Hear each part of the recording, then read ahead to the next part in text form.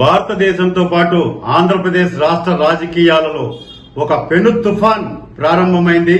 ప్రజలంతా కూడా ఈరోజు భారతదేశం ప్రపంచ దేశాలతో అగ్రగామిగా పోటీ పడాలని చెప్పని ఆడ ఎన్డీఏ కూటమికి, అదేవిధంగా ఆంధ్రప్రదేశ్ లో ఏదైతే ఈ రాక్షస పరిపాలన, ఈ అవినీతి పరిపాలన పూర్తిగా పెకలించాలని చెప్పని కసిగా ఓట్లేశారండి. ప్రజలంతా కూడా కుల మతాలకు అతీతంగా, ప్రాంతాలకు అతీతంగా ఈ దుర్మార్గమైనటువంటి పరిపాలన ఈ రాష్ట్రంలో ఉండకూడదని చెప్పని చిత్తుగా ఓడించారు. అంటే నిజంగా వైఎస్ఆర్ కాంగ్రెస్ పార్టీకి ఇది చెంపపెట్టు లాంటిది. ముఖ్యంగా తిరుపతి పవిత్ర పుణ్యక్షేత్రం శ్రీ వెంకటేశ్వర స్వామి పాదాల చెంత ఉన్న మేమంతా కూడా పదే హెచ్చరించాం ఈ రాష్ట్ర ప్రభుత్వాన్ని. అయ్యా జగన్మోహన్ రెడ్డి, వెంకటేశ్వర స్వామి జోలికి రావద్దు, వెంకటేశ్వర స్వామితో చెలగాటం ఆడద్దు, ఆయన డబ్బుని తాకద్దు, నిప్పుతో చెలగాటం అగ్గిని తాకినట్లే అని చెప్పి హెచ్చరిస్తే అధికార బలంతో, అహంకారంతో కళ్ళు నెత్తికెక్కి ఈడ ఒక అధర్మారెడ్డి, ఒక నీచుడు, ఒక ధర్మారెడ్డిని తీసుకొచ్చి నువ్వు కొండ మీద మూడోసారి కూర్చోబెట్టి వెంకటేశ్వర స్వామికే పంగనామాలు పెట్టాలనుకుంటావా? ఈ రోజు నీ చరిత్ర వైఎస్ఆర్ కాంగ్రెస్ పార్టీ శాశ్వతంగా భూస్థాపితం చేసేశాడు వెంకటేశ్వర స్వామి. ఒకటే చెప్తున్నాను, అధికార బలంతో, అంగబలంతో, అహంకారంతో వెంకటేశ్వర స్వామితో పెట్టుకోవద్దండి అని చెప్పని హెచ్చరించినాం. ఈ రోజు ధర్మారెడ్డి పెట్టుకొని ఇష్టానుసారంగా భక్తుల మీద మీ దాడులు. ఈ రోజు సామాన్య భక్తులుగా, తిరుపతి స్థానికులుగా మేము అయ్యా మా స్వామి డబ్బు జోలికి పోవద్దండి, స్వామికి వచ్చే భక్తులకి సౌకర్యాలు కల్పించండి అంటే మా మీద కేసులు పెడతావా దుర్మార్గుడా?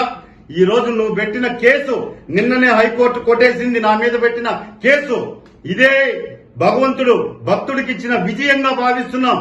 నాలాంటి భక్తులు ఎంతో మంది ఎన్నోసార్లు హెచ్చరించారు, నీ పద్ధతి మార్చుకో, నీ అహంకారమే నిన్ను మసి చేసేస్తుంది, భూస్థాపితం చేస్తుంది ధర్మారెడ్డి అని. కానీ అహంకారంతో, అధికార బలంతో రెచ్చిపోయావు. ఈరోజు టీటీడీ ఉద్యోగస్తుల్ని ఉక్కుపాదంతో అంచావు, తిరుపతి ప్రజల్ని స్వామివారికి దూరం చేశావు. సామాన్య భక్తులంటే నీకు లెక్కలేదు. ఒక దళారీ లాగా తిరుమల కొండ మీద తిష్ట వేసి జగన్మోహన్ రెడ్డి చెంచాగాడి లాగా బతికినావు. ఈ రోజు నీ బండారం బయటపడింది. ఈ రోజు నా మీద పెట్టిన కేసులు నువ్వు పరువు నష్టం కింద వేశావు, దానికి సమాధానం చెప్పా. ఈ రోజు నా మీద వ్యక్తిగతంగా కేసులు పెట్టావు. దుర్మార్గుడా, నీ కథ ఇప్పటి నుంచి కౌంట్ డౌన్ స్టార్ట్ అయింది నీకు. నువ్వు ఎక్కడికి పోయినా కూడా ఈ 5 సంవత్సరాల కాలంలో తిరుమల తిరుపతి దేవస్థానంలో ధర్మారెడ్డి అధర్మంగా చేసిన పనుల మీద విచారణకు ఆదేశిస్తావు. నువ్వు ఎక్కడ దాక్కున్నా కూడా నీకు చెంచల్ కూడా జైల్లో చెప్పకూడదు వినిపించే గతి దగ్గరలోనే ఉంది. అది నేను చెప్పడం కాదు, సాక్షాత్ వెంకటేశ్వర స్వామి నీకు ఇప్పటికే చెంప చెల్లుమనిపించాడు. ఈ రోజు వస్తున్నటువంటి ఫలితాలతో నీకు చివరిగా పూర్తిగా భక్తులంతా కూడా తిరగబడి గుడ్డలిప్పి కొట్టే రోజులు అతి త్వరలోనే ఉన్నాయి. ఎక్కడికి తప్పించుకోలేవు ధర్మారెడ్డి, నీకు అంతం కాదు ఇది. నీ కథ ఇప్పుడు ప్రారంభమైంది, కాసుకో అని చెప్పి ఒక శ్రీవారి భక్తుడిగా, వెంకటేశ్వర స్వామిని మనస్ఫూర్తిగా కొలిచే ఒక సామాన్య భక్తుడిగా నీ అంతం కాదు, నీకు పతనం ప్రారంభమైంది.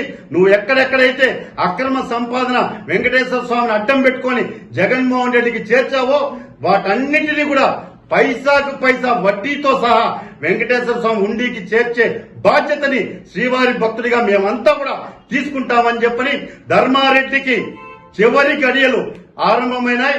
తోలు ఒలిచేస్తారు భక్తులంతా కూడా. ధర్మారెడ్డి కాసుకో, నీ టైం దగ్గర పడింది, కౌంట్ డౌన్ ప్రారంభమైంది.